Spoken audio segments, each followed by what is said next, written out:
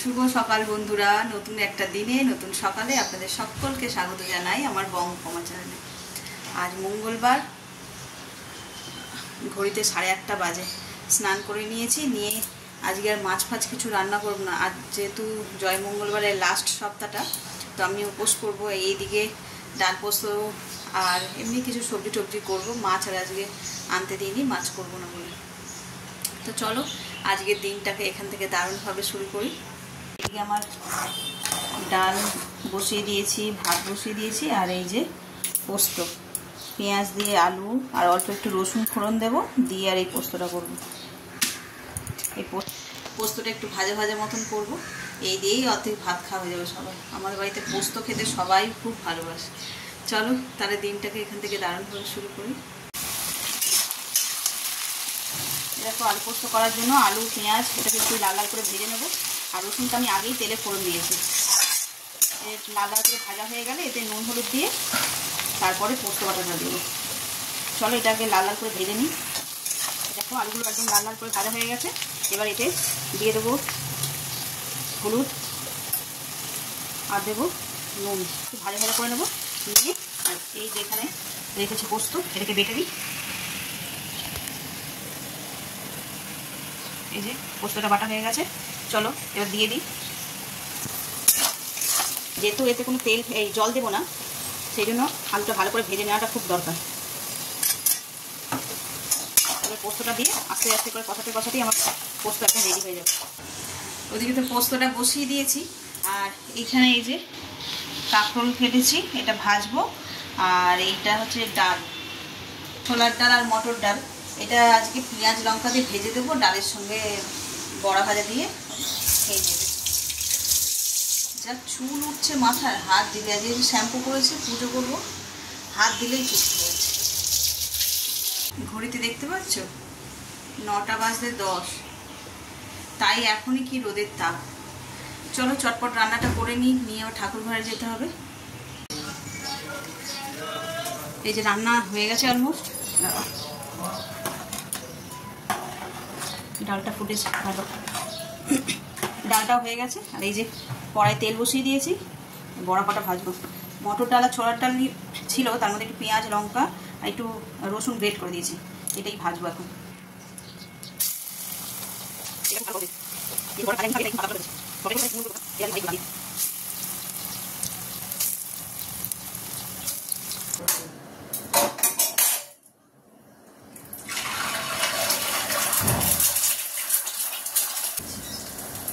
এই যে এখানে ছেলে টিফিন রেডি করছি, আর এইদিকে বড়াগুলোকে এখন পুরো ডিপ ফ্রাই করছি না, হাফ ফ্রাই করে রেখে দেবো। ওরা তো খেয়ে কাজে চলে গেল, আর যারা খাবে পরে তারা এই গরম গরম ভেজে দেবো তখন। আর একটু তাহলে ফার্স্ট রেডি হয়ে গেছে, ওকে দিয়ে দিই, দিয়ে আর এই বড়া কটা তুলে নেবো। হ্যাঁ এই যে বড়াগুলো আধ ভাজা করে নিয়েছি, এগুলো এখন রেখে দিই। রান্না, এদিকে রান্নাঘরের কাজ সব শেষ, রান্নাও শেষ, কাজও মোটামুটি শেষ। আর আজকে যেহেতু বেশি রান্না বান্না হয়নি, রান্নাঘরেও আমার বেশি নোংরাও হয়নি। চলো এবার আরেকবার একটু গায়ে জল ঢেলে নিই, যা গরম লাগছে না। আরেকবার গা ধুয়ে ছাইটা নাইটটা চেঞ্জ করে কাপড় পরবো। তো চলো আবার ঠাকুর ঘরের কাছ থেকে শুরু করি।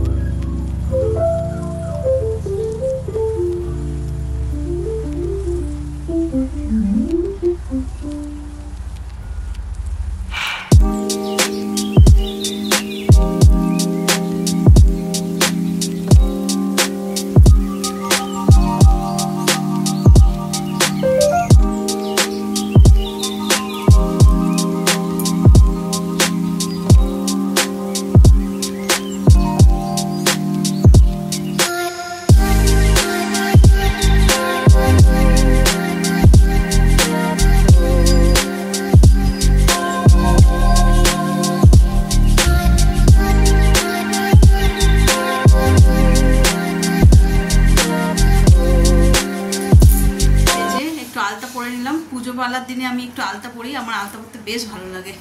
তো চলো এবার ঠাকুর ঘরে যাই, গিয়ে ওইদিকে যোগাযাতি করি। মা অনেকটা করেই রেখেছে, বাকিটা করে পুজোটা সেরে ফেলি।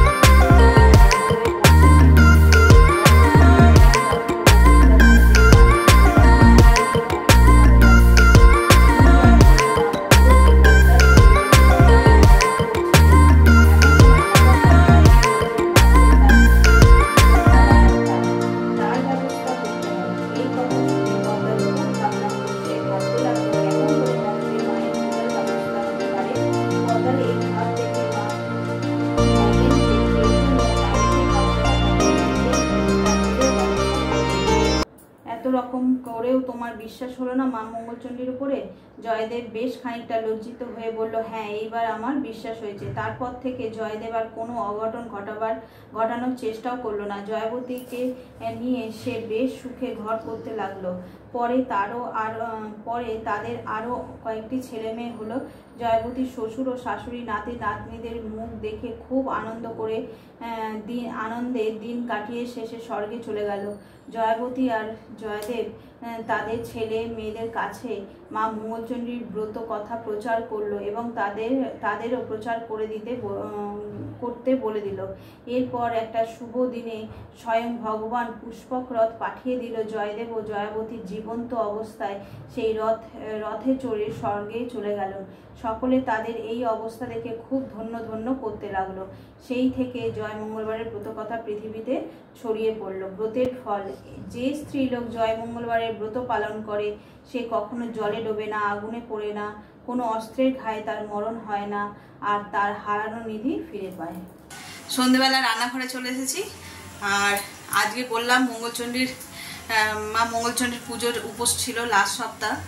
আর ওই পুজো পালা করে আর ইচ্ছা করেনি কিছু করি ব্লগ, আর ক্যামেরা ধরাই হয়নি। তারপরে এই ফলার ঠলার খেয়ে শুয়েছিলাম। এই সন্ধেবেলায় এবার খিদে পাচ্ছে, রান্নাও করতে হবে। তো চা করে ওদের দিলাম, ওরা খাচ্ছে। আর এদিকে আমি রান্নার ব্যবস্থাটা করে নিই। এখানে এই যে প্রেসার কুকারে বসিয়েছি ছোলার ডাল, আর হবে লুচি, বেগুন ভাজা। এই ছোলার ডালটা বসিয়ে নিই। শুকনো লঙ্কা, তেজপাতা এটা ফোড়ন দেবো, আর জিরে, আর দেবো হিং ফোড়ন। আর নিরামিষ ছোলার ডাল তো অনেক রকমভাবেই হয়, তবে আমি হিং ফোড়ন দিয়ে করি। হিং ফোড়ন দিলে স্বাদটা খুব ভালো হয়। আর শেষের দিকে একটুখানি ঘি দিয়ে দিই। ঘি দিয়ে দিলে তো স্বাদ, নিরামিষ তরকারিতে একটু ঘি না দিলে ভালো লাগে না। চলো তাহলে করে নিই এটা।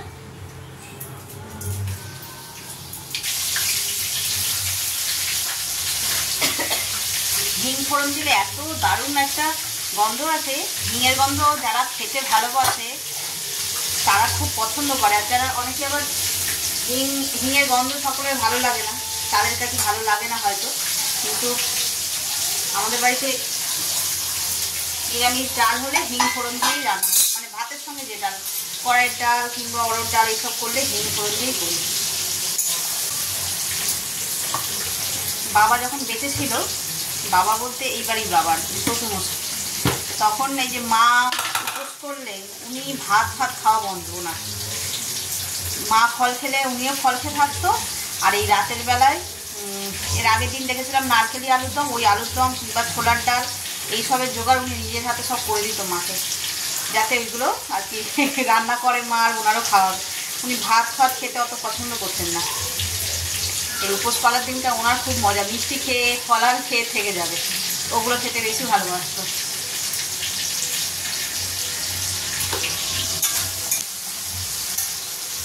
এখনো করি, তবে সেইভাবে না, উনি যেভাবে উদ্যোগ নিয়ে মানে সব রেডি করে হাতের কাছে জোরও করে দিত যে এইটাই আজকে রান্না হবে, এটা করতে হবে।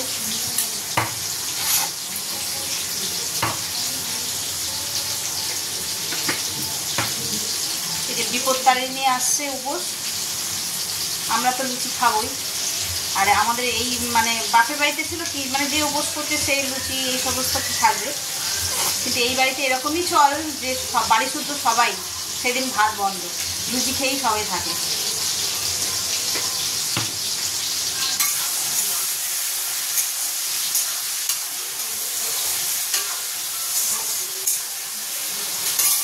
চলো তাহলে ছোলার ডালটা করে ফেলি।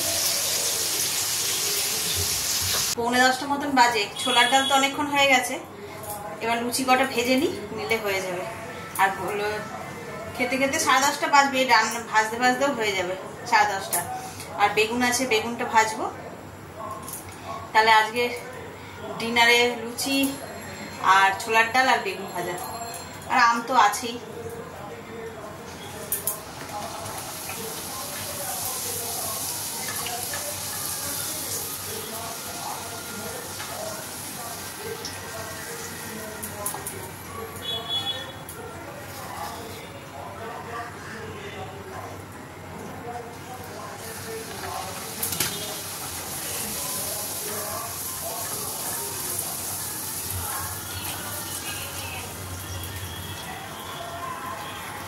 লুচি ভাজার জন্য ময়দাটা ওর বাবাকে দিয়েই মাখাই প্রত্যেকবার। এত ভালো ময়দাটা মেখে দেয়, প্রত্যেকটা লুচি এত সুন্দর করে ফোলে না। ময়দা মাখার উপর ডিপেন্ড করছে লুচিটা কেমন হবে।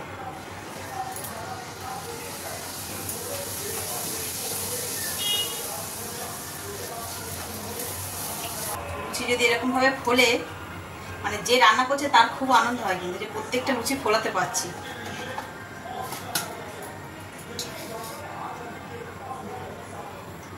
এগুলো ভেজে নিই। আর আজকের ব্লগটাকে তাহলে এই পর্যন্তই শেষ করছি। যদি কিছু ভালো লেগে থাকে তাহলে প্লিজ লাইক, কমেন্ট, শেয়ার, আর ভুল ত্রুটি মার্জনা করবেন। সকলে ভালো থাকবেন, সুস্থ থাকবেন। আগামীকাল আবার দেখা হচ্ছে।